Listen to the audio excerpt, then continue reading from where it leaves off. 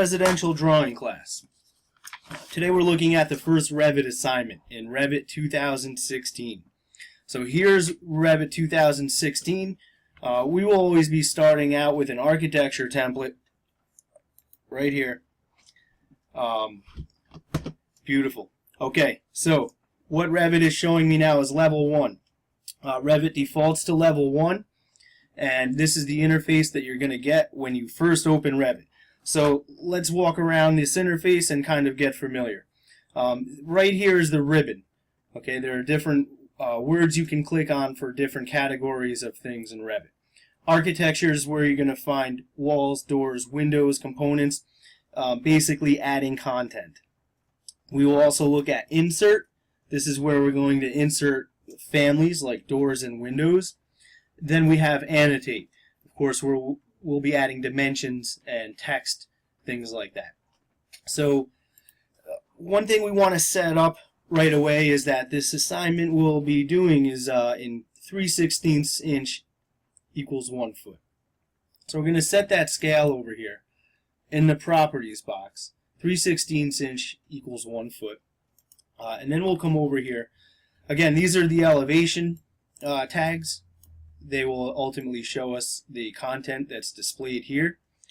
And let's see, so we're on level 1, and we're going to go ahead and start drawing some walls right away.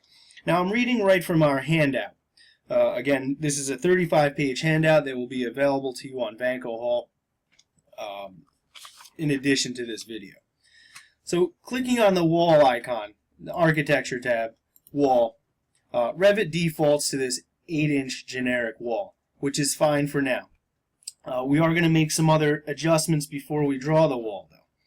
In your properties browser over here, properties palette, we are going to change the top constraint to level 2.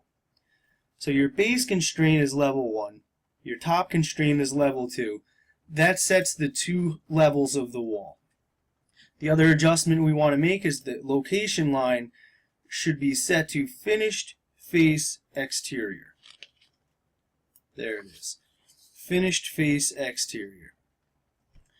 So now we'll go ahead and start drawing the foundation. So we're going to start at the ground level and below ground level, starting with the foundation, which is 58 feet by 22 feet. This is on page 4 of your handout. So I'm going to start with a point in the upper left. Oh, my location line has switched on me. Let's put this back to finish face exterior. There we go. Now let's try this. And what that is it grabs the wall from a certain part of the wall to drag it. So our first dimension here of this building is 58 feet. When I type in 58 and enter in Revit, that's feet. Revit recognizes its default units as feet, unlike AutoCAD does it in inches. So we'll drag this wall out down this screen. 22 feet is the short dimension. And back this way, 58 feet. And we'll bring it up. Now you'll notice that, let's go back really quick here. Starting a new wall. I want to again make sure this is finished face exterior. Starting a wall this way. 58 feet. Down 22 feet. Now what I wanted to demonstrate is this. Revit has a built-in tracker, orthogonal tracker or kind of polar tracking device. So when I stretch this wall out to meet this other wall, it indicates that with a blue dashed line. So I'll click there, bring this wall up to the corner. Much like AutoCAD, we also have things similar to OSNAP. So here you can see that it's telling me I'm on the end point.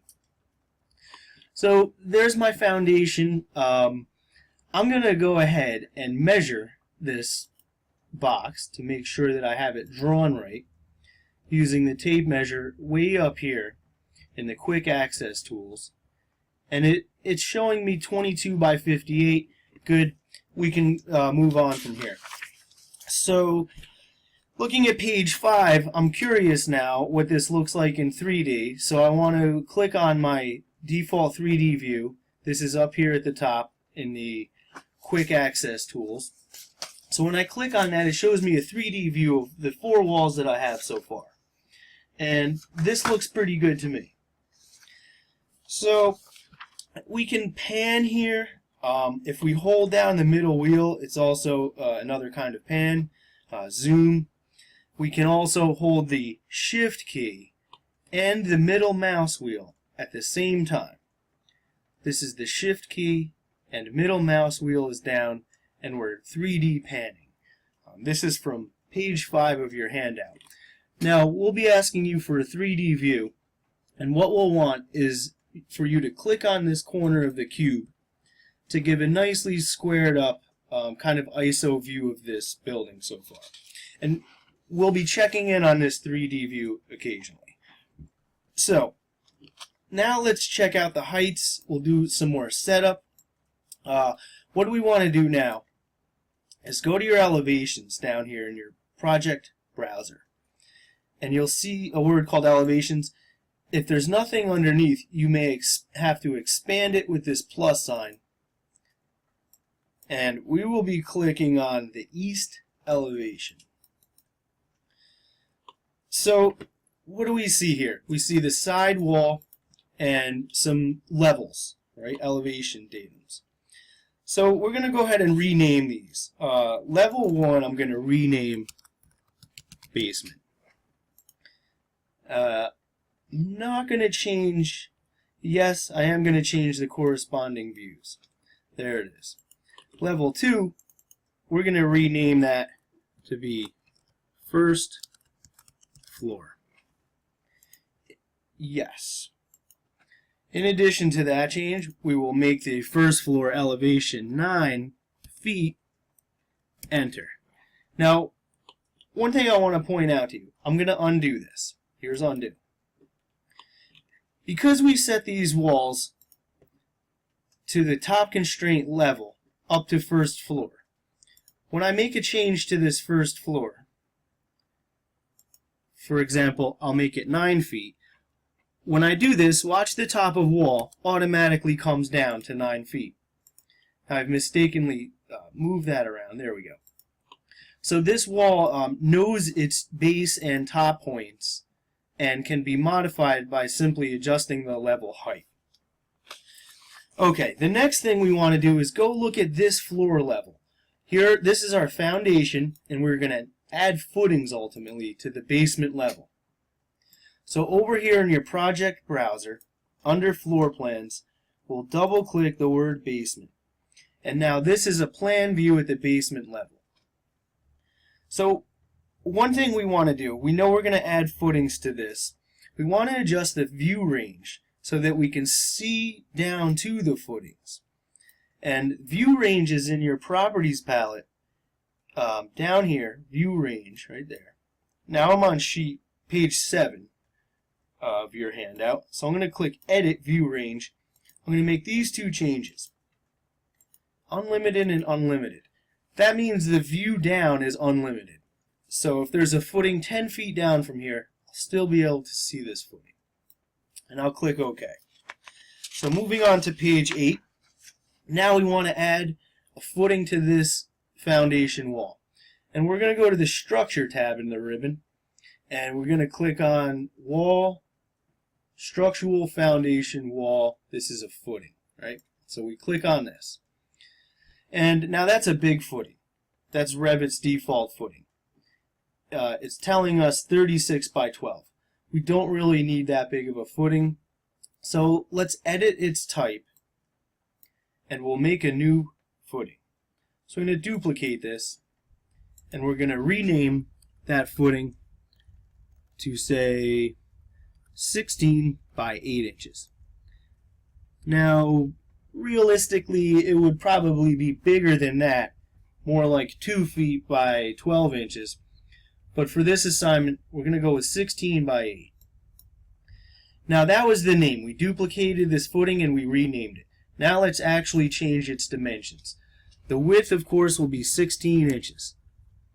The height or thickness will be changed from 12 or 1 foot to 8 inches. And now I'm going to click OK.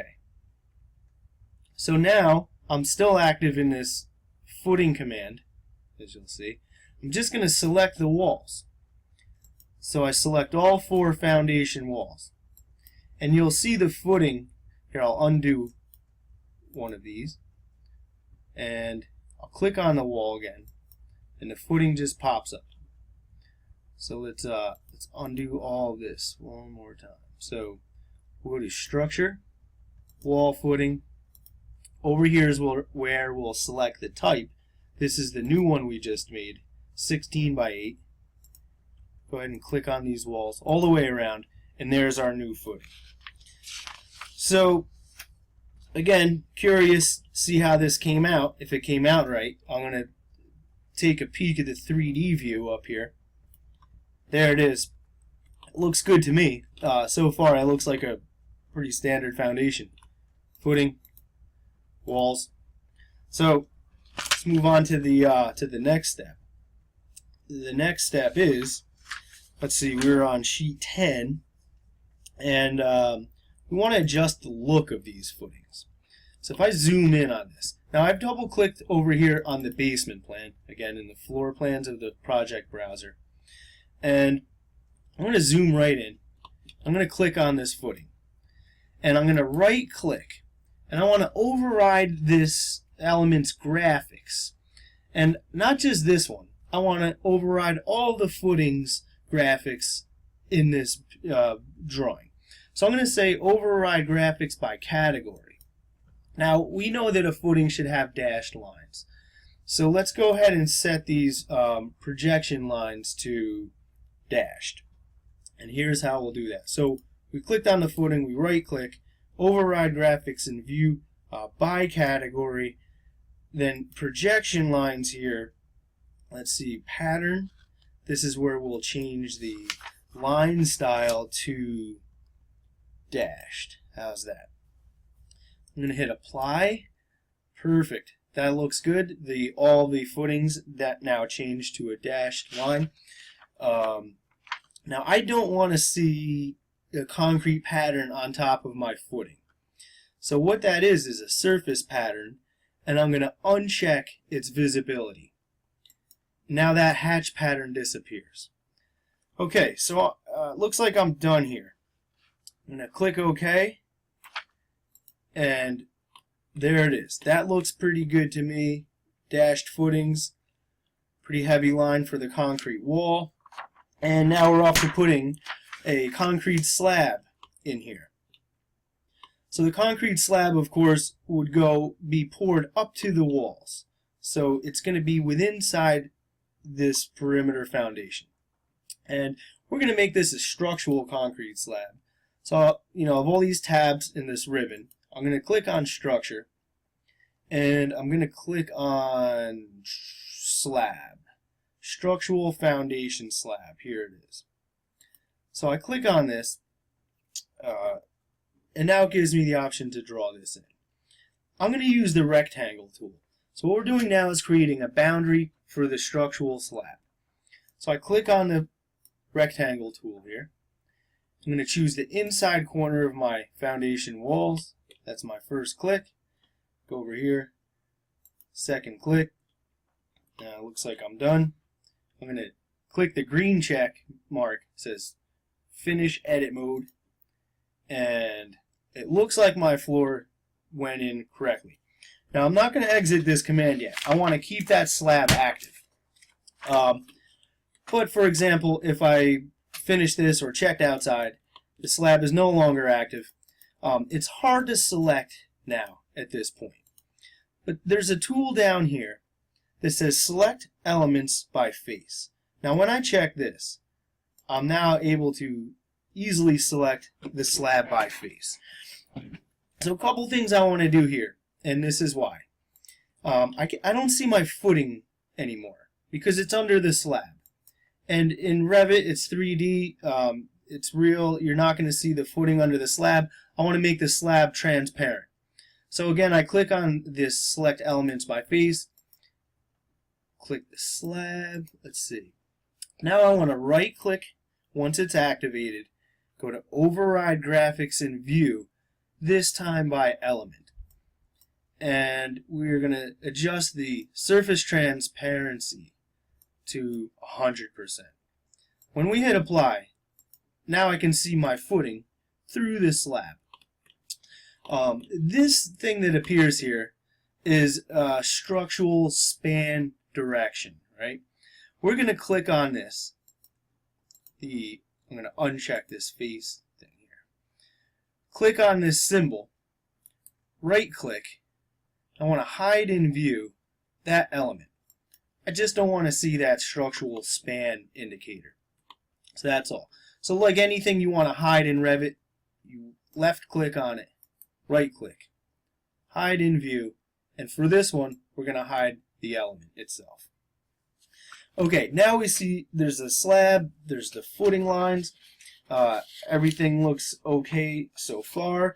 Now let's make the modification we want to make to the slab itself. And again, I'm going to go down here to select element by face. I click on the slab and I want to edit its type. Now in residence, for a basement slab, 6 inches, that's a little thick, that's kind of heavy. So we'd probably like to make this a 4-inch slab. So I'm going to duplicate this 6-inch slab right here by clicking this. We're going to rename it 4-inch slab. Now we've renamed it. Now let's change its actual properties to from 6 to 4 inches. We click OK. That was here. Hit OK here. Okay, think that looks good. Now, again, curious about the 3D, making sure this all landed in the right place. And there it is. So, I now have a foundation, walls, footing, and a concrete slab. There it is. So again, that was going to my 3D view. I'm holding the middle mouse wheel down and shift, panning around. There it is. So now let's go back to our basement plan. So double click on basement over here in the project browser, and I'm going to draw a section of this. I want to cut a section right through here. Revit does that for us automatically, and here's the tool for it. Up here in your quick access toolbars, I believe it's called, we click on this section. I'm going to start at the top and drag this out towards the bottom. Now that's a section cut looking this way. So that view, that section, will have automatically generated itself in my project browser. So I'll expand the sections, and this will be section 1. So when I click on section 1, there it is. So essentially this is a section of what I have so far. Walls, footing, slab. And the 2 levels that we set up in the east elevation. Of course, that's automatically coordinated to all sections and all elevations at the same time. That's the beautiful thing about Revit and BIM and parametric modeling. Now, looking at this slab, I'm going to zoom in and click on the slab if I can. There it is. It's a tricky selection process. So I've clicked on what I believe is my slab. It is in fact my slab. 4-inch foundation slab. But it's not right. This is not how this is constructed. The slab really belongs on top of the footing. So I want to set this slab on top of the footing. I'm going to come over here into my properties palette, and it will say height offset from level. Let's expand this right here. And we want to make it offset 4 inches. That will set it 4 inches above the basement level. So when I hit apply, okay, that slab automatically moves up. It's on top of the footing now. And with one click, we've adjusted that slab height. So now let's go to page 17. Really cruising along here. Page 17 of 35. So we're going to add a first floor now. Let's look at this thing in 3D. There it is. Thing looks good so far. So we'll go over to the project browser, click on the floor plan, first floor, and this is the view I'm getting. I'll show you that I'm looking at, I'll explain to you what I'm looking at. What I'm looking at is the basement plan, but I'm on the first floor level. And because in my properties palette, the underlay says basement. Now I can choose none, and it goes away. But I want the basement here temporarily, so I know where to draw the first floor. Of course, it's going to be directly over the basement. So now time to draw that floor. We'll go to architecture and floor. Here's floor. Nice architect. The floor generic 12 is the floor we want. That's the floor that Revit defaults to. So automatically too, it gives me these boundary lines. I'm going to go with rectangle on this one, simply just a square. I'm going to trace what's underneath. So I'm going to start, and now this floor is going to go to the outside corners, right? So there's my foundation wall below. It's kind of grayed out. I come up to this corner. There's that. And when I'm done, I click this green check. Would you like the walls to go up? We want to say no for this one for now. So there's my floor. It's at the first floor level. It's not offset. Looks like it went on good. We now want to look at it in 3D view. So we'll click on the 3D view. There it is. There's my floor. Now let's see.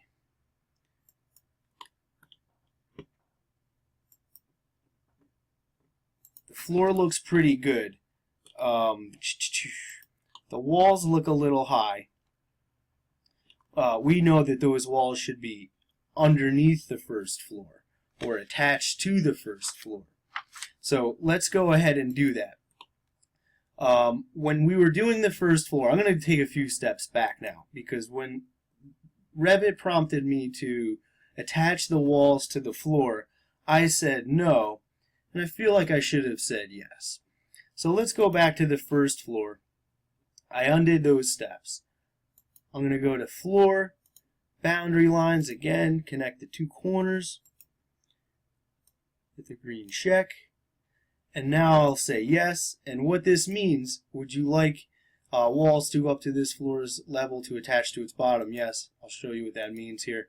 Now these walls are attached to this floor's bottom, where they should be. So for example, if I change my mind on the basement, I want a 10-foot basement or more. If I move this up, the walls will come with it. So one more demonstration on this. Move the floor up. Walls are attached to it. Alright, let's back this up. Now we have a foundation plan. We have a footing, foundation walls, and a first floor. So far, so good. The next step would be adding the first floor exterior walls. So we'll go to the first floor plan for that. Here it is. Now I'm going to remove my underlay of the basement. I'm going to change that to none in my properties palette. So now I'm just left with looking at the first floor. So I'll go to wall in the architecture tab, click on wall, and here's where I'll select the type of wall that I want to use. So I think the wall that we want to use for the exterior walls are called generic 6. We want to make sure their base level is at the first floor, and unconnected height will be 8 feet. So let's see. Okay. Here's my wall line. I'm going to try a line this time. So we'll click this upper left corner, drag this wall out to the left, and now I'm just clicking my corners. You'll see Revit's version of OSnap pop up. Tells me I'm at the end point. We want to be accurate with this model. So, looks like we're done. Right away I want to see what it looks like in 3D. So far so good. This is my first floor walls. This is my basement walls. And looks good so far. So, next thing we'll have to do, add some interior walls to the first floor. Now I'm going to go back to the first floor plan. Here it is. And I'm going to add some interior walls. So, architecture, wall. Come down here. Choose the wall type. We want to choose interior 4 7/8 partition. So we'll go ahead and click on this. Now the wall location line, wall center line will be fine for now. And just like the exterior walls, we want the base constraint to be first floor, 0.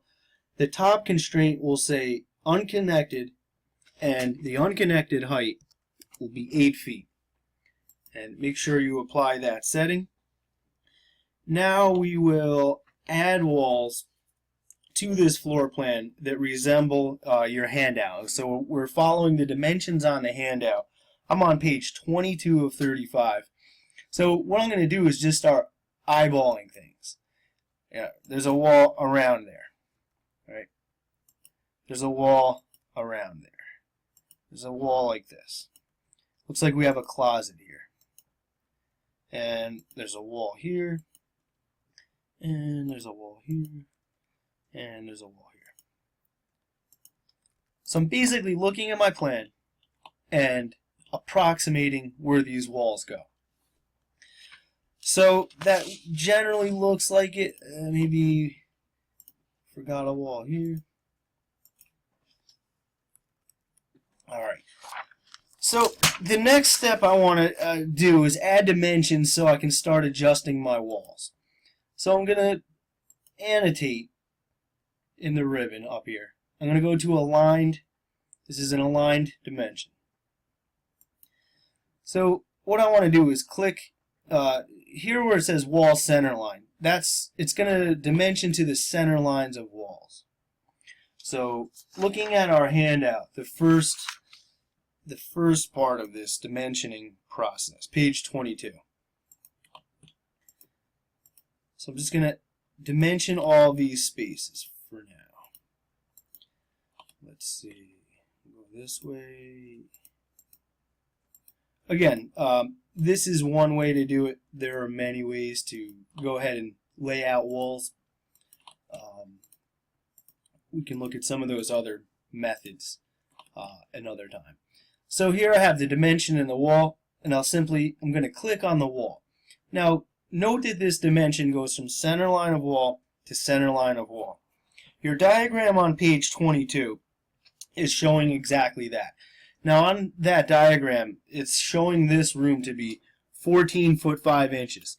So I'm simply going to type in the new dimension right here. Right? So we'll click on the wall, click on this wall, and then adjust this dimension to say 14 foot 5 inches. And the wall automatically will adjust for you. This next dimension says 7 foot 10. That wall automatically adjusts. The next one is 15.3. Look at that, it just pops out 15.3. Beautiful. So let's see, we're going around all the way around the drawing.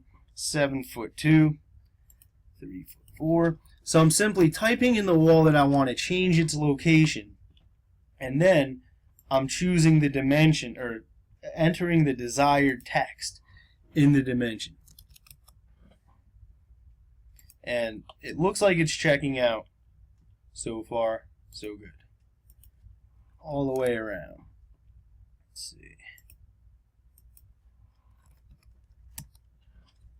So what happened here is this, I extended a wall past the wall I have. Revit says we have to unjoin these walls. That's okay.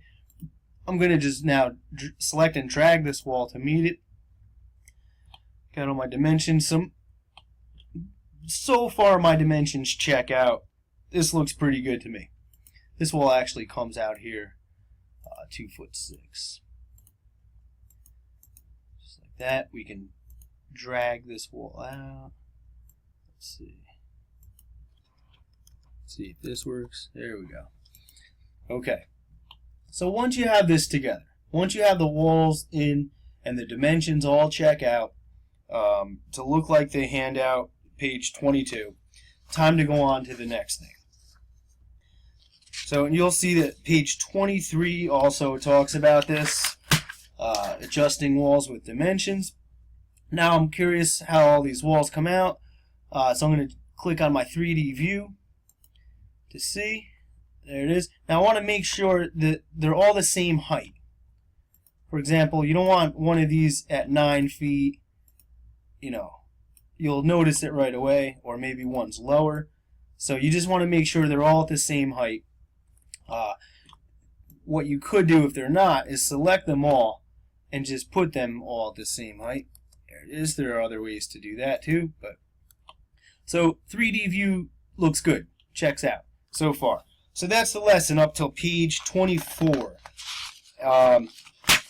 In the next video segment, starting on page 25, we'll look at inserting doors and windows. Okay, see you then.